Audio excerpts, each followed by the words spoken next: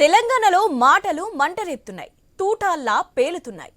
మాటతో కాకుండా నిరసనతో రియాక్షన్ ఇస్తున్నారు నేతలు. అవి కాస్త శృతి మించి పోతున్నాయన్న అనుమానాలు కలుగుతున్నాయి. ప్రజాస్వామ్యంలో నిరసన తెలిపే హక్కు ఉంది. అలాంటిది దాడులు చేసుకోవడం, కాల్పులు కాల్చుకోవడం వరకు వెళ్ళిందంటే మాటల తీవ్రత ఎంత ఘాటుగా ఉందో అర్థం చేసుకోవచ్చు. నిన్న జరిగిన ఎమ్మెల్సీలు మల్లన్న వర్సెస్ కవిత ఎపిసోడ్ పోలీసుల కేసుల వరకు వెళ్ళింది. అనుచిత వ్యాఖ్యలు చేశారని తెలంగాణ జాగృతి కార్యకర్తలు మల్లన్న ఆఫీస్పై దాడి చేయడం, అక్కడే ఉన్న గన్మెన్లు 6 రౌండ్లు కాల్పు జరపడం వివాదంగా మారింది. అటు తర్వాత సీన్లోకి ఎంట్రీ ఇచ్చిన పోలీసులు మల్లన్న ఆఫీసులో జరిగిన దాడిపై కేసు నమోదు చేసుకున్నారు. ఏసీపీ ఆధ్వర్యంలో స్పాట్ ను పరిశీలించారు. అటు ఎమ్మెల్సీ కవిత కూడా అనుచిత వ్యాఖ్యలు చేసిన మల్లన్నపై చర్యలు తీసుకోవాలంటూ మండలి చైర్మన్ గుత్తా సుఖేందర్ రెడ్డికి వినతి పత్రం ఇచ్చారు. ఆ తర్వాత కేసు నమోదు చేయాలంటూ డీజీపీకి ఫిర్యాదు చేశారు. కవిత కార్యాలయంపై దాడి చేసిన ఘటనపై మల్లన్న అనుచరులు కూడా పిఎస్లో ఫిర్యాదు చేశారు.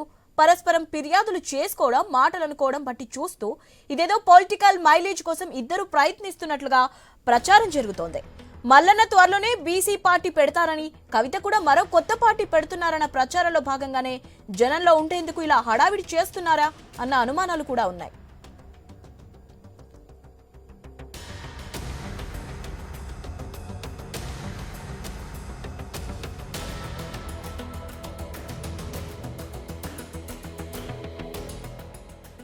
అయితే ఇదంతా ఇలా ఉంటే, ఇంత పెద్ద సంఘటన జరిగినా ఏ రాజకీయ పార్టీ కానీ నేతలు కానీ ఈ ఎపిసోడ్లో జోక్యం చేసుకోకపోవడమే ఇప్పుడు పెద్ద చర్చనీయాంశంగా మారింది. కాంగ్రెస్ ఎమ్మెల్సీగా గెలిచిన మల్లన్నపై ఆ పార్టీ బహిష్కరణ వేటు వేసింది. అప్పటి నుంచి పార్టీకి దూరంగా ఉంటున్నారు. ప్రజా సంఘాల ఉద్యమాల్లో పాల్గొంటున్నారు.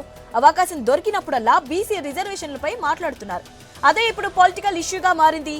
వికారాబాద్ లో బీసీ సంఘాలు ఏర్పాటు చేసిన సమావేశంలో మాట్లాడుతూ ఎమ్మెల్సీ కవితపై వివాదాస్పద వ్యాఖ్యలు చేశారన్న ఆరోపణలు కూడా ఉన్నాయి.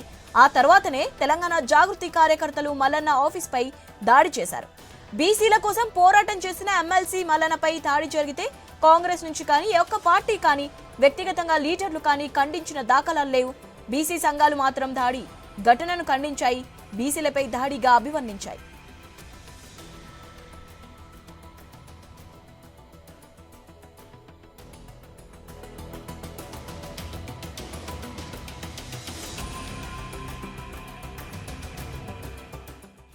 ఇక కవిత విషయంలో కూడా అంతే.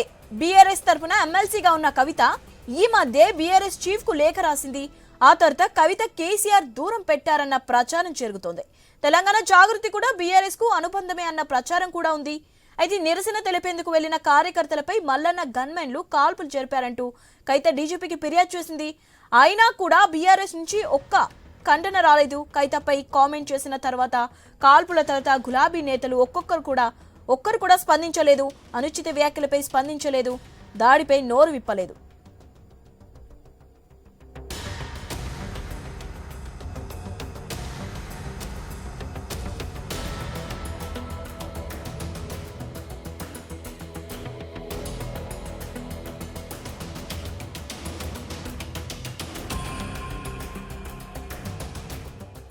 ఇలా ఇద్దరు ఎమ్మెల్సీలు అయినా ఎవరికి కూడా ఎవరు మద్దతు తెలిపినట్టు కనిపించలేదు. ఇద్దరు ఎమ్మెల్సీలకు బీఆర్ఎస్ కాంగ్రెస్ నేతలు దూరంగా ఉన్న ప్రచారం ఉంది. బీసీ సంఘాలు ఏకమై మల్లన్నకు మద్దతు తెలిపాయి. అయితే పార్టీలు మాత్రం ఎందుకు దూరంగా ఉన్నాయి?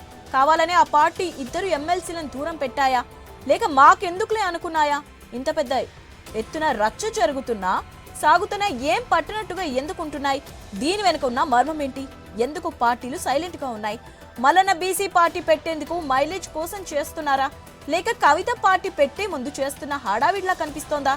ఇద్దరు ఎవరికి వారు ఈ ఎపిసోడ్ ను తమకు అనుకూలంగా మలుచుకునేందుకు ప్రయత్నం చేస్తున్నారా? బీజేపీ కూడా ఎందుకు స్పందించలేదు? ఎమ్మెల్సీ అన్న కోణంలో కూడా స్పందించలేదు ఎందుకు అన్న చర్చ సాగుతోంది.